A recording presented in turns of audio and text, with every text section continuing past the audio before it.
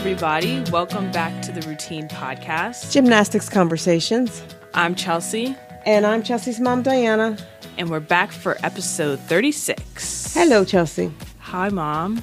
We're in person and not doing it over the Skype waves. We are. And you look amazing, my daughter. Thank you. So do you. You think so? Do I look tired? You look a little tired. But you still look great. Thank you. Thank you. We just got through watching the UCLA Intrasquad. So we're watching gymnastics together again. I'm still getting excited. You also sent me a list of meets that you want to go to this year. I did. I cracked down, made some decisions. Yeah. I agree with the ones you've made, too. Should we say, or should we wait till it's actually, confirmed? You should wait till I actually buy the tickets, I think. But right now, there's 3 meets, out of our region that we plan to go to. That's right. Including nationals. And I really do want to see an NAIGC meet this year. Yeah. We'll see how everything comes together. Yep. I think it's time to move into one of my favorite segments of our episode. Really? Which we haven't done in a while. Okay. Listener comments. Do we have listener comments? We have so many. Do we have a voicemail first? We do not. Okay, guys, remember. I mean, I'm pitching early, but... Maybe you should plug it, because I do miss the voicemails, and I feel like it's, something that people forget about. I think so, too. Including us. I don't forget about it. Oh, I do. I don't forget about it. Do you think people think it's harder than it is? Or it's just too much trouble? No, I think people just don't want their voice out there. Really? That's how I would be. I would be very shy. Okay. Well, for those who aren't shy, as part of our Gymnastics Conversations, we'd love to hear your voice. Yes. And so, like Chelsea said, we've got lots of listener comments. I think all of them are tweets. Mm-hmm. So that means we're reading what you're saying versus us hearing your voice. So just make sure you think about that. We'll plug it at the end of the show, I'm sure. But yes, so many comments. Thank you, guys. Whenever I posted the episode on Twitter, I asked what freshmen you all are looking forward to watching this coming season. And we got so many answers. A lot of gymnasts that I myself had not heard of or I was not aware of previously. So you guys are expanding my knowledge, which is always great. The first person who replied was Shazalina. Oh, she's back. Hi, Shazalina. Hope you had a good summer, good fall. She said, the Routine Podcast brightening up this dull Thursday. Excited to see how these freshmen impact their teams, especially excited for UGA, Cal's, and Michigan. And of course, Nora Flatley. Also excited for Amanda Ellswick from Arkansas, Phoebe Turner from Iowa State, Leah Clapper from Florida, Madison Dagan of Oregon State, and Brianna Brooks from University of Washington. And have you had the chance to look at any of those incoming freshmen? Not yet. It's early yet, I guess. Yes, the one that I was previously aware of was Amanda Ellswick. I think she has a really good 1.5 on vault. She is the sister of Heather Ellswick, who was also at the University of Arkansas. Oh, and also Madison Dagan. Her sister also transferred to Oregon State. She was previously at University of Florida. We should definitely do a sisters episode. What would we do? Well, we would talk about what it's like for both of them to be in the sport and what words of advice would you give, that kind of thing. Do they have to be on the same team? No, not at all. Just 2 sisters in gymnastics. I think there's a very small crowd that we can pick from. Well, you've got the Bauman sisters. Oh, I forgot about them. Mm-hmm. You've got Grace and Anna Glenn, right? We've talked to their father. Now the Dagans. And now the Dagans. I'm thinking of the Quaquados, Bridgie Quaquado and Mackenzie Quaquado, who were both at UF. Okay. And they were actually on a couple of national championship winning teams together. So this could be an idea. But they already graduated, so. I think they actually started that sister on the same team thing. Okay, got it. How long ago? They were on the team with Bridget and Keisha. Okay. When UF was the team to be. Yeah. And they were, right? They were. I think that should be a future episode. That's a really good idea. Right? We also heard from, @GymFan19, She said she's looking forward to Trinity Thomas. I'm right there with you. Mm-hmm. At AMG 890_Ann, she said Hunter Dula from University of Utah. At Hattie Cutcliffe said Alexis Vasquez from Denver. I actually was not aware of her previous to this, so thank you for letting me know to stay on the lookout for her. And Maria at MCS Maria 28 said Nora Flatley of UCLA. Maria's back. Hi, Maria. Hello, Maria. Hopefully we'll get to see you at another meet. Maybe. We got to meet Maria at Nationals. Yes.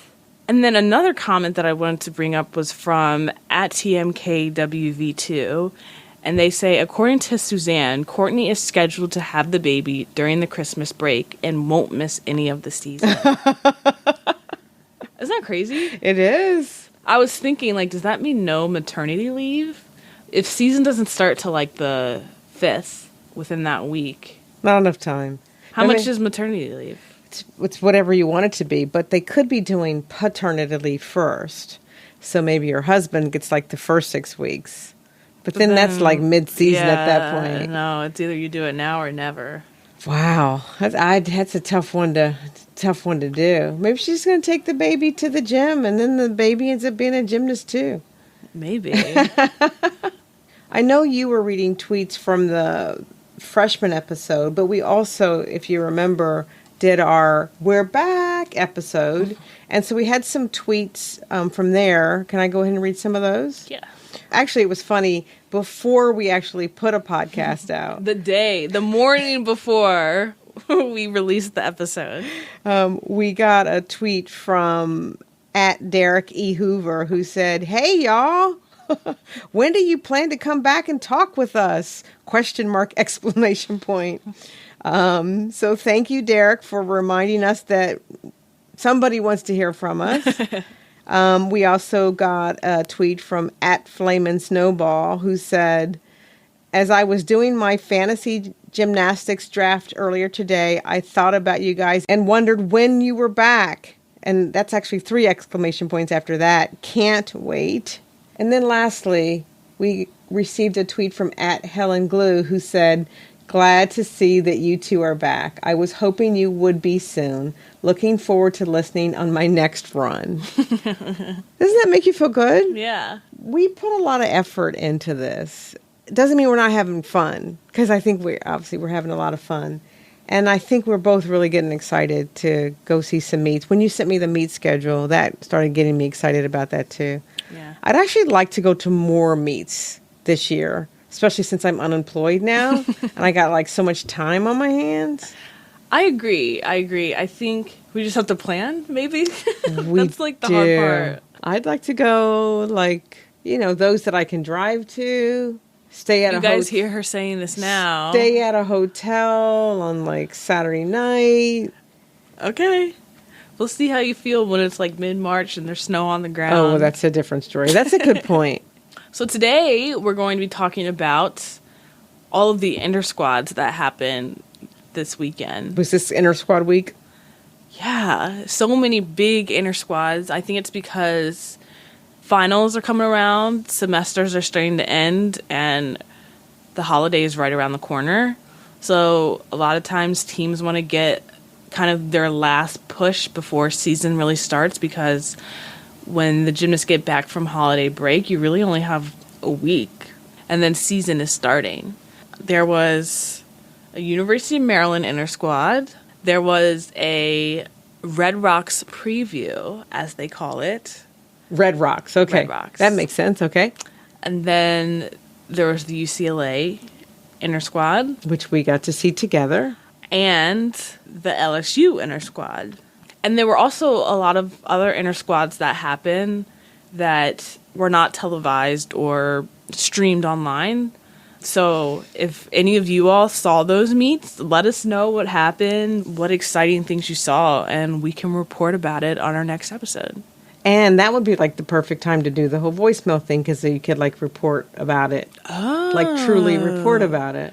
Yes. For those of you who went to meets that we're not touching upon today, please leave us a voicemail. Yeah, That would be awesome. Wouldn't that be great? Yeah. It's like, again, man on the street reporting from Utah or wherever. Yeah. So I think we should start with the first meet, which was the University of Maryland last Thursday. They had their Intrasquad. I really wanted to go to that meet with you, other than I was out of town and I couldn't, but I really wanted to go. Yeah, so I was riding solo dolo, but it's okay. I actually was a little bit late, so I came in halfway through the meet. That's more than a little bit late. It's a little bit late. Okay. Just a little bit. You missed 2 out of the 4 events. There was a little bit of traffic. Yeah, so. right. But the half that I did see was good. For Maryland, looking good? They are. I think... Which events did you see, first of all? I saw beam and floor. Oh, yeah, this is my first time actually telling you about it. Yeah. So well, those would have been the 2 that you would have wanted to see, too, right? I would have also liked to see bars. Okay. Because I feel like bars was their stronger event last year. So I started with them on beam. And the first thing I noticed whenever I walked in was... who are all of these people on the team? That may just be me not knowing the team, or it may be that there really are a lot of new people. Are they all new freshmen? No, because then I was looking on their roster. They only have, I think, 2 freshmen. And a lot of the girls that I was seeing were on the team last year. So a lot of new faces, which is always fun to see, getting to know new gymnasts. It would be nice this year for us to cheer for our backyard team. I think I am. But yes, Audrey Barber, just as good. As and she remember, was last she was year. like last year, she was just like cool with it. Yeah, like, She like... Yeah, I remember. Maybe a little bit lack of self-confidence. Like she didn't know how good she really was, but she was still performing. Right. But this year, I think she knows like, yo, I got this. Well, she's just got long, beautiful lines. Yeah. And she's incredibly graceful. She is. She does a front toss, very similar to Kennedy Edney's, how it's just like this huge, just like skill. Right. And just like sticks it. Right. But the person that blew me away on beam, and I think everybody that was at that meet would say the same thing, I know it, no question about it, was Tiara Wright. Okay. She is a transfer junior, and she's from West Virginia. Oh, wow. Okay. You say Audrey has long lines? Right. Extend them by like another like foot. She's tall? Yes, she's tall. Her legs are so long, but she's also extremely flexible. Okay. But she also has a lot of power, so she does a front toss as well. Hers is even bigger than Audrey's. Oh, wow. Yeah, so she's a really great anchor on that event. Maryland seems like they have a steady lineup on beam. Okay. Which I think was kind of iffy. It was previously. last year. I remember. But floor, I understand this was like the last event. Everybody's tired. Yeah. They started with Sabraya Rouse, who is also a sophomore, but I don't remember seeing last year. Her floor, oh my gosh. Personality, she brought it. Okay. And I don't know if you remember, but Maryland personality. Yeah, it was a little stiff. Yeah. But whenever she came, Yeah. everybody knew that she was on floor, and she was having such a good time. Okay. So that made me like super excited to watch the rest of the girls. Okay. And So it was her dance or her... Her dance, definitely. But her tumbling was there, too. She was really great tumbler. And then they had a couple of falls, but they also had a full in from a freshman gymnast, which was cool to see. And then they ended with Kalea, and she is a major twister. So she opened with a triple, which, you know, I'm a sucker for triple fulls. She did. Yeah. She did a whipped double full, and she ended with a 2.5. So she's a twister. Yeah, definition of a twister. She also had a great presence on floor, and she was having a really good time. But, you know, overall, I think there was just a lack of enthusiasm. Because it's the beginning of the season, and because this is the first time the public is getting to see your team, I think it's really crucial to have the excitement there. But also keep in mind, at least from my viewpoint, it's an inter-squad meet, so you're just tired. Hopefully in season, right? And there's a lot more excitement. I think there will be. Yeah, so come on, Maryland, we're pulling for you. We really are, and we're definitely going to come and watch. Yeah, we'll be back. Moving on to the Red Rocks preview, as they call it, for the University of Utah. Completely opposite feel from fans' perspective. Definitely. There were people, season ticket holders, already in their seats, ready to cheer on their team. This meet, I feel like there was nothing really ecstatic about the meet. I don't know. I would say what was ecstatic about it from my viewpoint are the number of people who were there for an inter-squad meet and how the ladies were, like, spot on. That's true. There weren't a ton of falls. Bars was a little shaky for them, but I did see potential there. Kari Lee fell on her dismount, which her bar routine previous to that was, like, really, really great. The amplitude on all of her skills was great. Crystal Issa, who we mentioned in our last episode. We did, Her bar routine was just as fantastic as I thought. And McKenna Merrill Giles, she looks like she's another strong contender for the team. Who stood out to me? Alexia Birch. She was very aggressive to me on all of her skills. On floor, her dance, she seems to really perform it well, which I appreciated. But the person that really stuck out to me was freshman Adrienne Randall. Her beam routine. Aggressive, like that is the definition of aggressive. The skill that I'm thinking of particularly was I don't know the official name for it, but a full twist splashdown. Oh, I saw that. Were you expecting it whenever you saw it? No, it looks like it hurts. It does. You have to do it right for it not to hurt. But I know whenever she does that skill in front of 15,000 people, they're going to go crazy for it. Oh, yeah. And didn't she look like so poised as a freshman? Yeah, she really did not look like a freshman on that beam. But what a skill. I don't even know how you decide that that's the one you're going to do. Out of all the skills in the world to do. I love those skills. I think they're pretty. Have you ever tried one? I've not. I never said that I wanted to do it myself. I'm just saying I love to watch them. It's kind of like what Alex used to do, right? Alex. On beam, McMurtry? Kind of, but she wouldn't split the beam. No. She would go on the side onto her hips. That's right. Right, but no, that was very impressive. Yeah. I wonder what that skill is valued as. Someone let us know. What is the value of that skill? Again, it's called a... Why you gotta put me on the spot like that? Well, I don't know. Let us know the value of that skill and the official name of that skill. Good. That's good. But I agree with you. I look forward to seeing it throughout the season, but I also look forward to hearing the crowd every time she hits that skill. Yeah, totally. And then Michaela. And then there's Michaela, who treated this preview as if it was like the national championship. See, this is what I'm talking about. This is how Maryland needed to act at their inter-squad. Be Michaela. Michaela was game on again at the inter-squad meet. She was competing. Chelsea and I were talking about it, right? It's like, if we could just like take a photograph of Michaela's faces when she's done. Yeah, you know it was a good routine just by those faces. But she did great. She did. She's a competitor. I will note her bars are so much better. Right? And not even from last year to this year, but... Since she was an elite gymnast to now, it's like two different people doing bars. Yeah, she put a new skill in, a new release move, which I think makes her bar routine a lot better. But yeah, even just like the little details, the pointed toes, the legs together...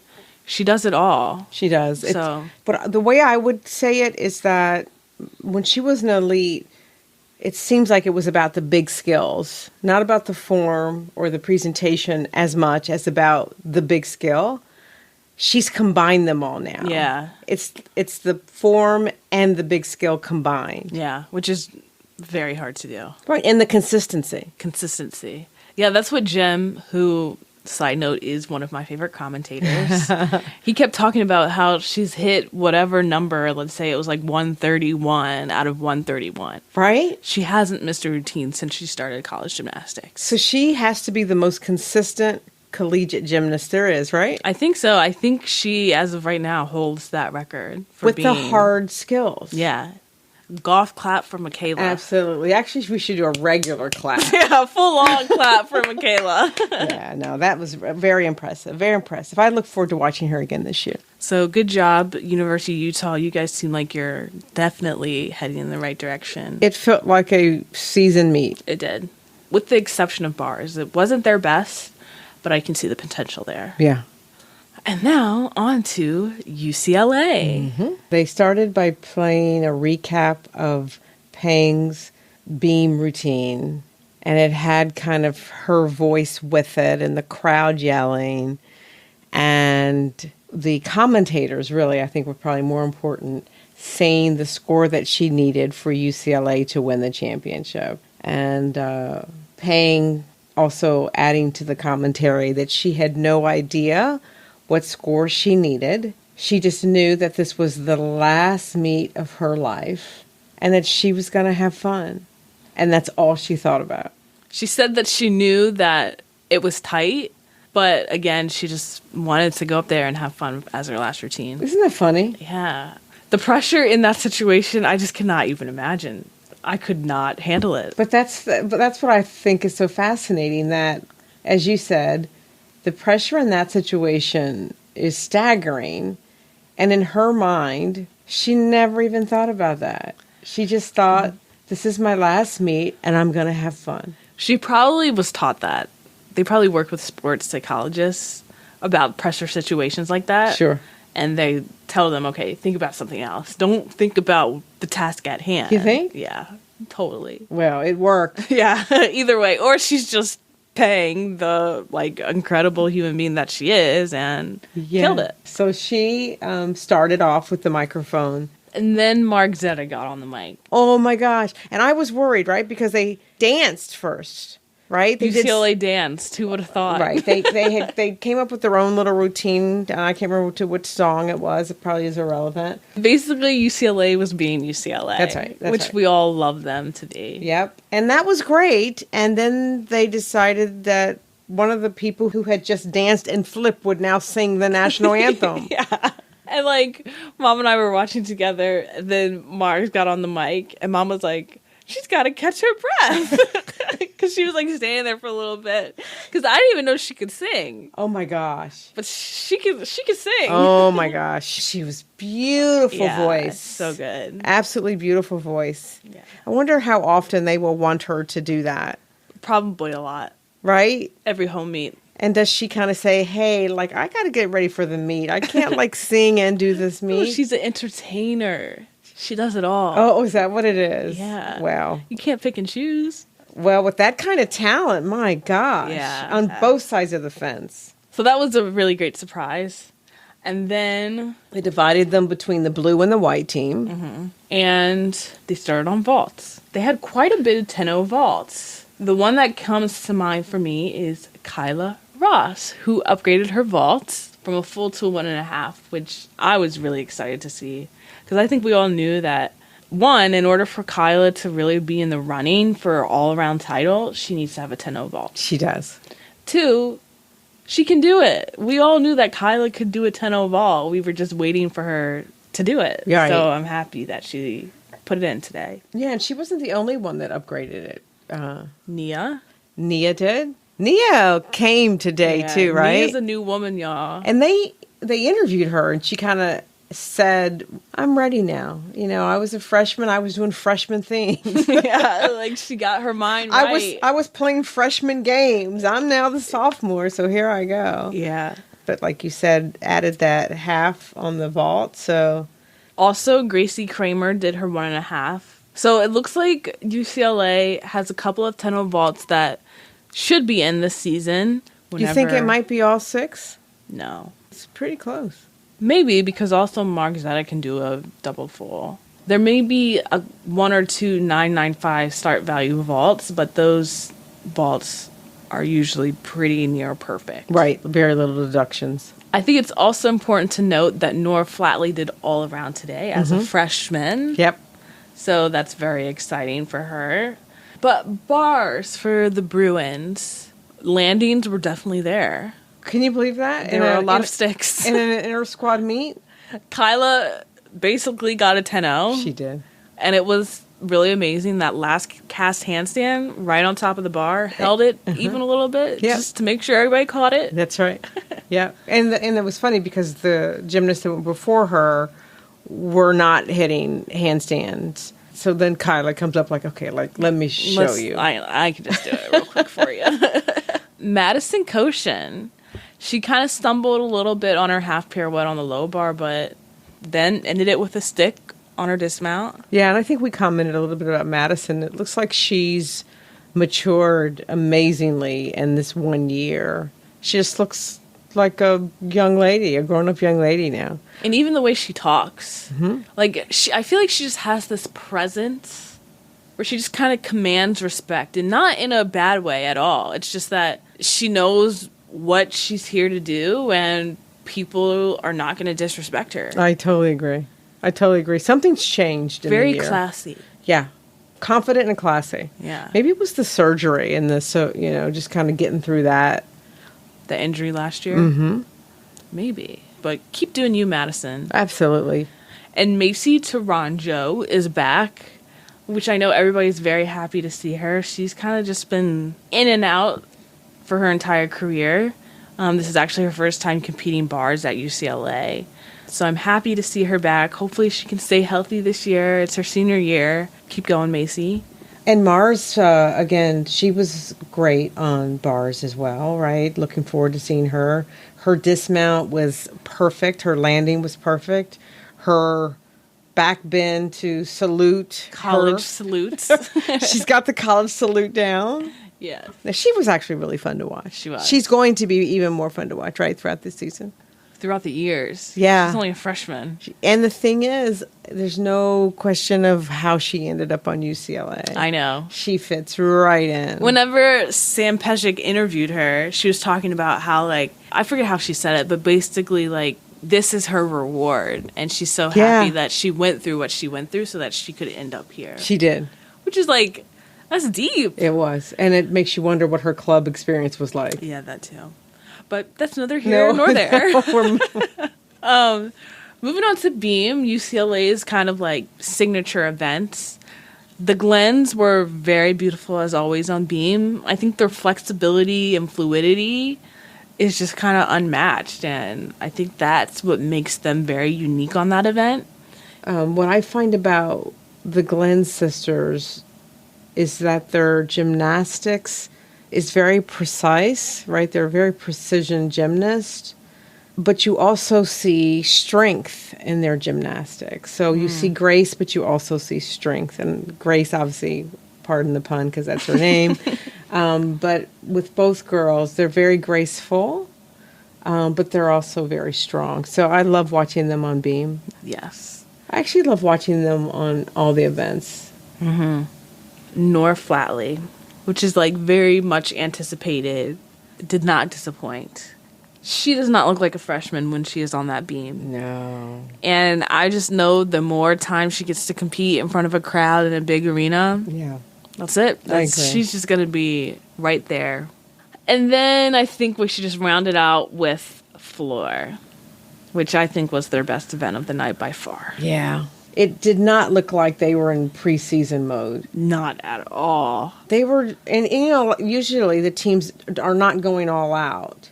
They're saving their dismounts, or they're saving the hard skills. Or they're getting a little bit of a spot. Yeah. No. It looked like they were fighting for their spots tonight. And I think they probably were. They probably were. Right? And many of them have new routines. I think they all do, except for Kate, which is in the works, apparently. Right. Yeah, that's being a top secret. What do you feel about that? Do you think everybody should have new routines? I think so. Really? Especially if you compete every weekend. Yeah. I think everybody should have a new routine. Yeah, I'm going to miss Pauline's from last year. I think a lot of people are. Yeah, although it looks like it had some of the same elements. Definitely the same facial expressions. Yes. I think the person to me who stuck out the most on floor was Nia. Nia stuck out the whole meet, quite frankly. Beam was a little off. Vault, she killed it. She didn't do bars. But floor... She spelled the heck out of her name. I know, right? Like, Nia. If y'all don't know how to spell her name, I don't know what to tell you. But But her tumbling. Oh my gosh. She nailed everything. She her did. full in. Why wasn't she doing that pass before? Well, you know, she did it towards the end of the season. Because she just taught herself it. Yeah, because she was having troubles with the other skill. But this one... No problems. No. And the thing is, everyone in that lineup looked so in shape. Kyla Ross was so, like, not out of breath at the end of her routine. You know, she did that double pike, and it was like... It was so high. Remember when she landed, I looked at you, I was like, she's got this. She's ready. She does. And I'm just so excited. Like, usually, like, in years past, floor was always a struggle for UCLA. Okay. Getting the endurance up has always been a problem for UCLA. But No. And then Caitlin went. And did the MJ routine one more time. Yeah, one last time. And she had a new skill. Mm-hmm. Her double layout with a split. Yeah, she has a little run in the middle. I guess you could say that. I guess that's the first time someone's done that skill. Yeah, I haven't seen it before. But yeah, while her legs are in the air, mid-air, she does a little split and then comes down. Yeah. So I wonder how much harder that makes the skill.